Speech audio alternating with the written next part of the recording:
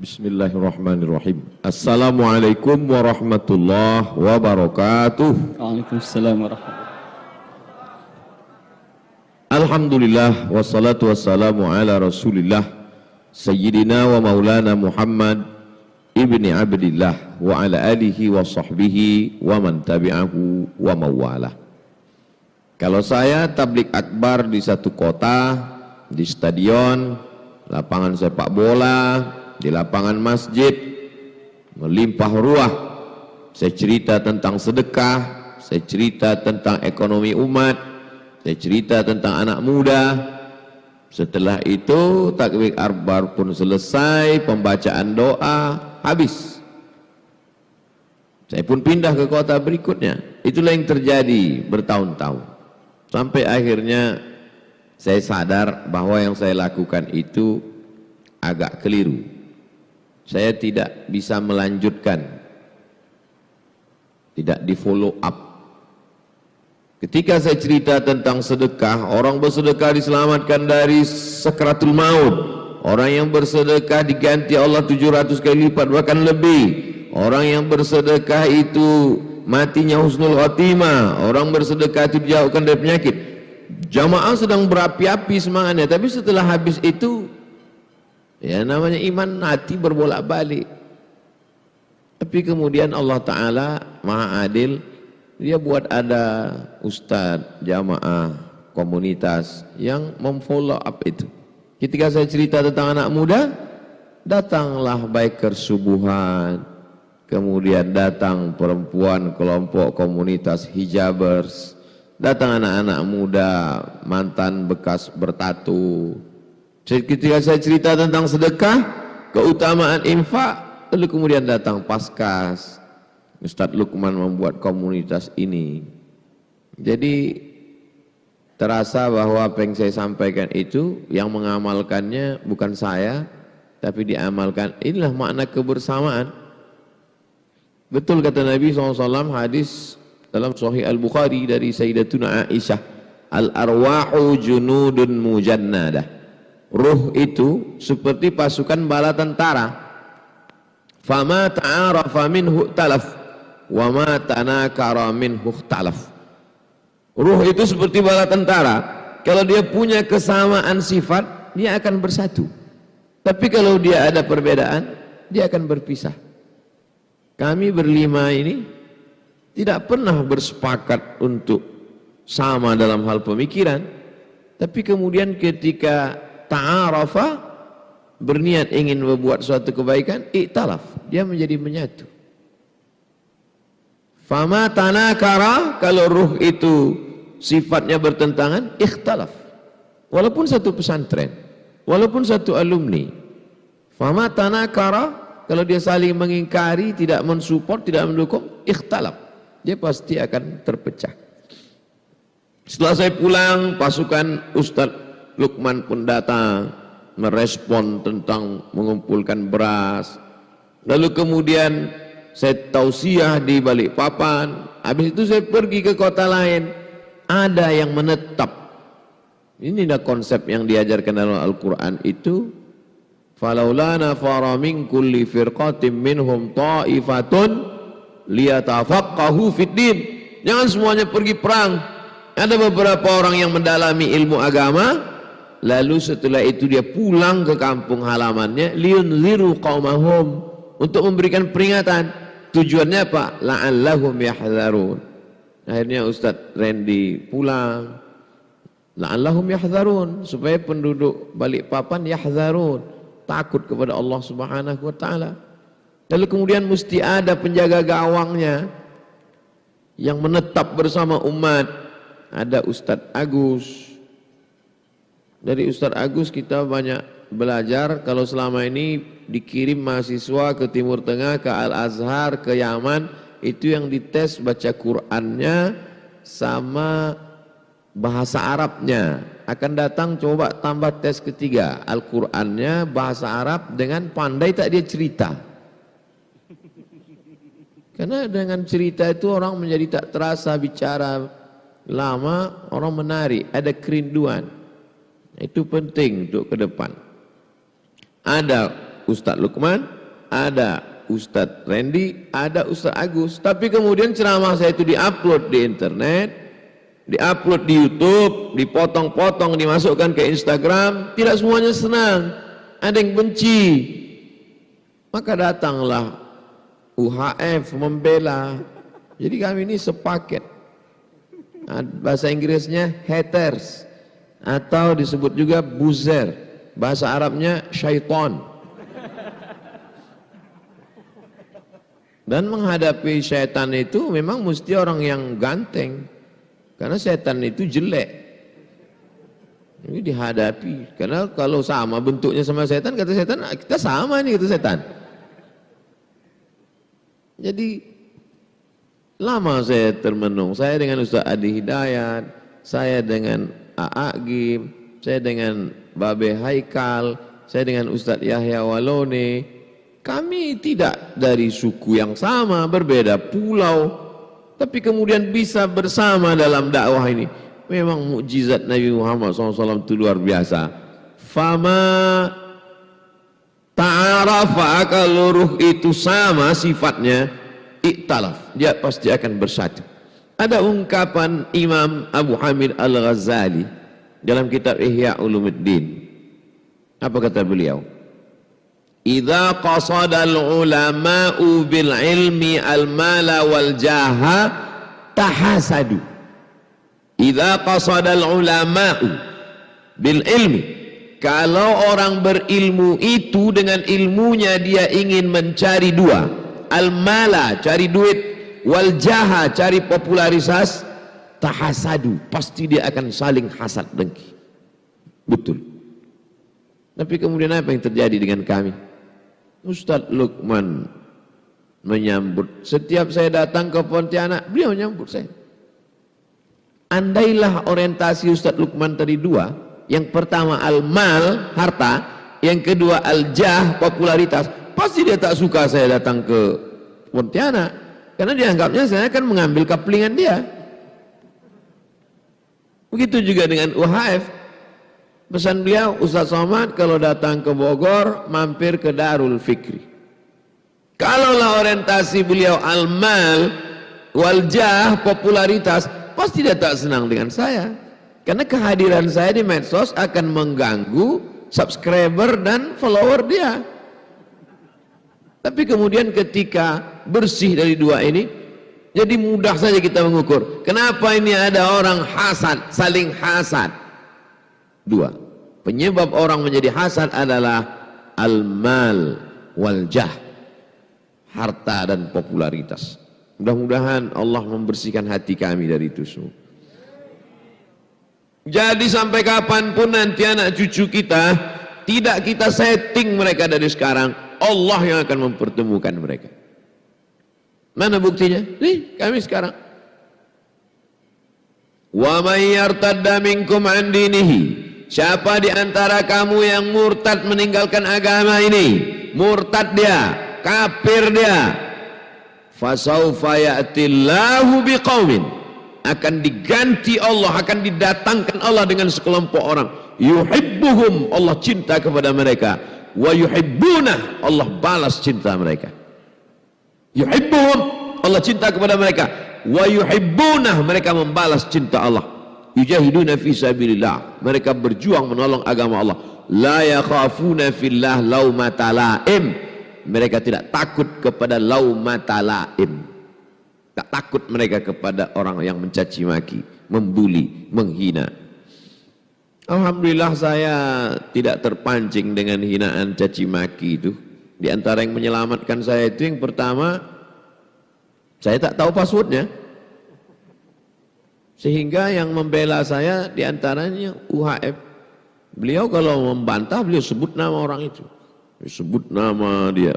Itu keberanian luar biasa itu. Mudah-mudahan beliau mau di-cloning banyak seperti ini, supaya kita tidak lelah. Beberapa hari ini banyak orang ngasih masukan ke saya, mestinya Ustadz Fulan jangan balas Ustadz, mestinya jamaah yang dia ingin supaya ada satu tim khusus, dan memang kita tidak punya dana untuk itu. Kita tidak ada dana khusus untuk bazar. Dana kita udah habis untuk beras. Bayangkan aja makan nasi ikan terinya 2 ekor. 2 ekor. Jadi tak terpikir kita untuk mengumpulkan duit untuk membiayai bazar. Habis sudah untuk peletakan batu pertama, sekolah, pengiriman mahasiswa. Jadi perlulah bazar-bazar yang lillahi ta'ala untuk membela di medsos, membela para ulama kita, dan tanpa ketemu di alam nyata, ketemunya ya di alam ghaib, karena bazar ini kan ghaib-ghaib semua. Inilah yang ke depan ini yang bisa menolong kebersamaan kita. Saya insya Allah selagi masih sehat, panjang umur, saya akan tetap keliling. Semua kota akan dijalani. 2021 setiap satu daerah itu saya datang insya Allah 3 kali. Dari mulai Aceh sampai wilayah timur Indonesia. Berarti kalau 3 kali berarti saya datang 4 bulan sekali. Aceh, Pulau Sumatera, Kalimantan, Sulawesi, Jawa, berarti saya datang 3 kali. Yang saya sampaikan tak banyak. Perbaikan pendidikan, perbaikan ekonomi, perbaikan politik. Yang mencaci maki, sumpah serapah, sudah saya serahkan ke UHM. Masalah beras, sudah saya serahkan ke Ustadz Lukman. Masalah yang jaga gawang di daerah masing-masing, tirulah Ustadz Randy dan Ustadz Agus. Jadi apa yang kita lakukan hari ini menjadi format bisa di copy paste daerah-daerah lain. Mesti ada di situ Ustadz Agus dan Ustadz Randy-nya. Yang selama ini melalang buana pergi ke sana kemari, mesti dia menjadi Ustadz Randy. Yang selama ini para asatis sibuk hanya dengan baca kitab di pondok, dia mesti belajar ke Ustadz Agus. Bagaimana kitabnya oke, tapi juga disenangi oleh anak-anak muda, disenangi oleh jamaah, maka itu saya kira cara kita berdakwah ke depan. Mudah-mudahan apa yang saya sampaikan ini bisa kita jadikan sebagai amal soleh. Amin. Ya Rabbal Alamin. Demikian, terima kasih. Saya kembalikan ke moderator. Assalamualaikum warahmatullahi wabarakatuh. Waalaikumsalam warahmatullahi wabarakatuh. Baik Bapak Ibu, karena terbatasnya waktu, kami hanya mungkin akan memberikan 1 penanya ikhwan dan 1 penanya akhwat. Ya, 1 penanya saja dari ikhwan dan 1 penanya dari yang akhwat. Boleh mikrofonnya bisa mungkin diberikan? 1 penanya saja. Boleh langsung maju mungkin di tengah-tengah kita ini. Tafadhol. Ada?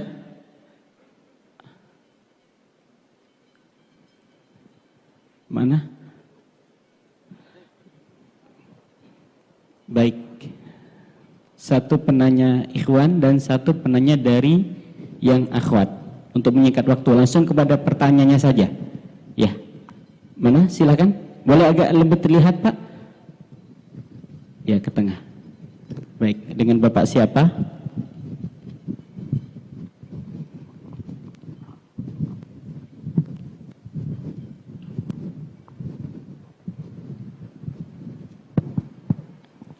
Assalamualaikum warahmatullahi wabarakatuh. Perkenalkan, nama kami Aulia. Yang pertama, kami bersyukur dan berdoa kepada Allah. Mudah-mudahan para tuan guru kami, para masyayikh kami selalu diberikan kesehatan dan keselamatan oleh Allah Subhanahu wa taala, dan kami selalu diberikan kesempatan untuk dapat mendapatkan manfaat dan faidah keilmuan dari beliau semua. Yang kami pahami pada pertemuan kali ini adalah bahwa tugas kami sebagai umat adalah bukan sekedar mengkaji saja, bahwa dalam tahapan yang berikutnya adalah bagaimana mempraktekkan tentang apa yang sudah dipahami pada saat ini. Namun demikian, yang satu yang kami pahami adalah bahwa kehadiran para masyayikh ini membawa efek pemersatu bagi kami semua. Di tengah perbedaan-perbedaan yang ada, ternyata ada titik temu buat kita bisa bersatu di tengah berbagai macam perbedaan pemikiran dan pandangan. Dan kami sangat bersyukur ada masyayikh kami Ustadz Agus Khairul Huda, masyayikh kami Ustadz Abdul Somad, dan juga masyayikh-masyayikh yang lain yang begitu luar biasa. Namun tugas berikutnya yang paling berat adalah bahwa memulai itu gampang. Dan mengakhiri apa yang kita mulai jauh juga lebih mudah. Dan yang paling sulit adalah mempertahankannya. Bahwa efek pemersatu pada saat ini, United yang kita gaungkan pada hari ini, pemersatu dalam pemikiran, pemersatu dalam berbagai hal, itu suatu tugas yang sangat luar biasa. Namun pertanyaannya adalah bagaimana kami bisa mengistiqomahkan dan mempertahankan persatuan yang ada ini. Mudah-mudahan bisa diberikan pencerahan buat kami. Salah dan hilaf mohon dimaafkan. Terima kasih. Assalamualaikum warahmatullahi wabarakatuh. Waalaikumsalam warahmatullahi wabarakatuh. Dari akhwat ada? Satu orang saja, mohon maaf.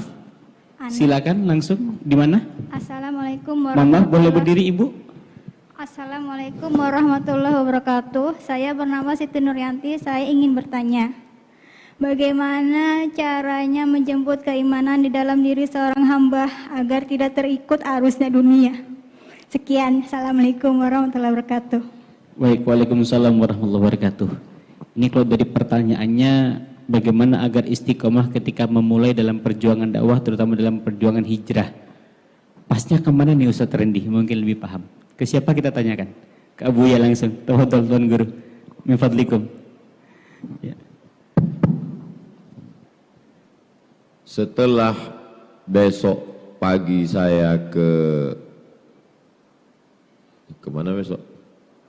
Samarinda, maka pengajian kita di Balikpapan itu kan dikoordinir oleh para asatiz yang kebetulan hari ini diwakili oleh Ustadz Agus. Kontrollah, lihatlah jadwal masing-masing. Fikih dengan Ustadz siapa, akidah dengan Ustadz siapa, ikuti kajian itu. Punya grup-grup, grup paskas, grup hijabers, grup biker subuhan, grup terserah. Apapun nama komunitas itu hanya kendaraan saja. Jangan sampai memisahkan diri dari jamaah, karena serigala hanya akan menerkam kambing-kambing yang memisahkan diri dari jamaah. Nanti ada ustadz yang datang mungkin 2 bulan sekali atau sebulan sekali, habib yang datang itu untuk merefresh, menyegarkan. Ketika nanti datang undangan tablik akbar, maulid dengan Habib Fulan, datang untuk membangkitkan semangat itu lagi. Itu kajiannya yang bersifat non materi. Adapun yang materinya, beras ini dengan 3 cara. Waktu pengajian bawa beras, kalau tidak mau bawa beras, kirim duit transfer ke nomor rekening, atau relawan-relawan datang menjemput ke rumah. Itu mengikatkan hati dan mengikatkan fisik. Hati non fisik dan yang fisik juga diikatkan. Sehingga dengan ada itu kita akan semangat terus. Kalau tidak, habis tablik akbar pengajian selesai. Al-imanu yazidu wa yanqus. Ada masanya bertambah, ada masanya berkurang. Kita ini kalau dibagikan 3 tempat. Yang pertama tempat kerja, yang kedua tempat tinggal, yang ketiga medsos. 3 ini bagaimana 3 ini yang mendekatkan kita pada Allah. Jadi kalau di tempat kerja, buatlah di situ komunitas. Di tempat kerja itu yang cinta surau, cinta masjid, dan cinta kajian. Gabung sama mereka supaya iman terjaga. Di tempat tinggal, di perumahan kampung atau klaster atau di kota, ikutlah di kelompok perumahan yang dekat dengan surau, masjid, mushola. Yang ketiga adalah di medsos. Di medsos itu dari mulai grup-grup WhatsApp-nya, FB-nya, dengan Instagram-nya, diikutlah yang kira-kira mendekatkan kita kepada Allah. Kalau membuat kita lalai, tak usah. Kalau 3 ini dapat kita selamatkan, insya Allah selamat. Jadi pengajian, kalau ada orang udah ikut ngaji, itu belum tentu selesai. Ngaji itu justru baru pintu masuknya. Yang paling penting adalah istiqomah menjaga itu. Jadi kita ini kadang kurang data. Makanya perlu kita data penduduk Balikpapan jumlahnya berapa? 700.000. Yang usia tua berapa, yang anak muda berapa, yang anak kecil berapa, yang ikut pengajian berapa, sehingga kita tidak euforia, terlalu gembira senang duluan karena melihat pengajian subuh tadi sudah meriah, rupanya ngikut pengajian itu baru 10%. Padahal yang tidak ikut lebih banyak lagi. Nah, jadi kita mesti punya data akurat. Dan itu bisa melalui anak-anak muda kita. Ini anak-anak muda hijrah ini, kalau dia cuma diajak ikut pengajian, dia merasa nggak ada tantangannya. Setelah dia ikut kajian, ikut sholat subuh, dia ingin apa tantangan berikutnya. Nah itulah dia dikasih beban. Kau kalau mau menantang, bawa beras. Beras siapa? Terserahlah, beras orang bawa semua. Lalu kemudian yang ini kumpulkan data. Kau pergi ke kantor Diknas, kumpulkan berapa SMP, SMA, SD, berapa anak usia SD, berapa SMP, berapa yang bisa baca Quran, berapa yang tak bisa. Nah, itu menantang bagi dia. Karena anak-anak muda ini kalau tidak dibuat begitu tak bangkit adrenalinnya. Kalau hanya sekedar ngaji, habis pengajian pulang, tak menantang nih pengajian kata dia. Rasa-rasanya cuma mau mati aja nih kata dia. Nah, ini tentang. Adapun pertanyaan yang kedua tadi apa Ustaz? Menjemput keimanan di masa sekarang. Menjemput keimanan di masa krisis yang mulai melanda ini, Abu ya. Menjemput keimanan, gimana menjemput keimanan? Jadi iman kita itu sudah ada waktu kita lahir. Wa idz akhadha a'udzubillahi minasyaitonir rajim. Wa idz akhadha rabbuka min bani adama min zuhurihim dzurriyyatahum wa asyhadahum ala anfusihim. Ketika kita dulu masih di alam arwah, belum lagi ada kuku, bulu, tulang, masih dalam bentuk roh, Allah sudah bertanya sama kita semua, alastu bi rabbikum, bukankah aku ini Tuhan kamu? Waktu itu kita semuanya menjawab, bala syahidna, kami beriman. Jadi iman itu sudah ada. Waktu kita bawa ke alam rahim, masuk ke alam dunia, kita beriman. Hanya saja antaqulu yaumal qiyamati inna kunna an hadza ghafilin, kamu lalai, lupa. Jadi sebenarnya dengan ikut ngaji dia sedang mengembalikan lagi, mengembalikan memorinya yang lupa itu, diingatkan dia balik bahwa dulu kau pernah bersyahadat loh, tapi kemudian kau masuk ke dalam rahim orang tidak bersyahadat, sekarang kau lupa, sekarang diingatkan lagi. Memang sifat manusia ini lupa. Manusia itu dari kata nasya. Nasya itu artinya lupa. Orang lupa itu perlu diingatkan. Mengingatkan itu bahasa Arabnya tausiyah. Maka disebut marilah kita dengarkan tausiyah. Kalau di Malaysia tazkirah. Tazkirah ya yang mengingatkan, peringatan. Hazihi tazkirah. Ini adalah peringatan. Orang mesti diingatkan. Nah, jadi kalau tadi istilahnya menjemput iman, terserahlah. Anak-anak muda ini kan banyak istilah-istilah menjemput. Mungkin imannya udah agak-agak lari kemana, terus dijemputnya balik. Nah, bisa aja. Dengan cara apa? 3 sepaket. Pertama hijrah, yang kedua berjamaah, yang ketiga istiqomah. Kenapa tidak istiqomah? Karena tidak berjamaah. Kenapa tidak berjamaah? Karena tak hijrah. Itu saling mengkait-mengkait. Hijrahnya sudah, berjamaah, istiqomah. Mudah-mudahan kita melaksanakan 3-3-nya insyaallah. Amin ya rabbal alamin. Itu dari saya. Tentu ustadz-ustadz punya pandangan yang sisi lain. Wallahu a'lam.